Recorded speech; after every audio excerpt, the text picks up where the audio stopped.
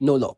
কবি আল মাহমুদের ৯০তম জন্মবার্ষিকী উপলক্ষে কবির সৌজন্যে কৃত্রিম বুদ্ধিমত্তায় তৈরি আমাদের একটি ছোট্ট পরিবেশনা। আমার মায়ের সোনার নোলক হারিয়ে গেল শেষে, হেথায় খুঁজি হোথায় খুঁজি সারা বাংলাদেশে। নদীর কাছে গিয়েছিলাম, আছে তোমার কাছে? হাত দিও না, আমার শরীর ভরা বোয়াল মাছে। বলল কেঁদে তিতাস নদী, হরিণ বেড়ির বাঁকে, সাদা পালক বকরা যেথায় পাখ ছড়িয়ে থাকে। জল ছাড়িয়ে দল হারিয়ে গেলাম বনের দিক, সবুজ বনের হরিৎ টিয়ে করে রে চিকমিক। বনের কাছে এই মিনতি, ফিরিয়ে দেবে ভাই, আমার মায়ের গয়না নিয়ে ঘরকে যেতে চাই।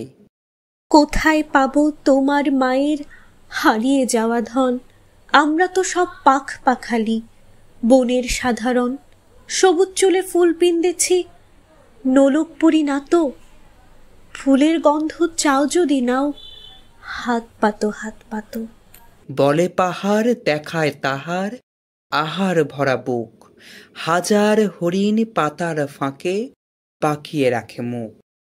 এলিয়ে খোঁপা রাত্রি এলেন, ফের বাড়ালাম পা, আমার মায়ের গয়না ছাড়া ঘরকে যাব না।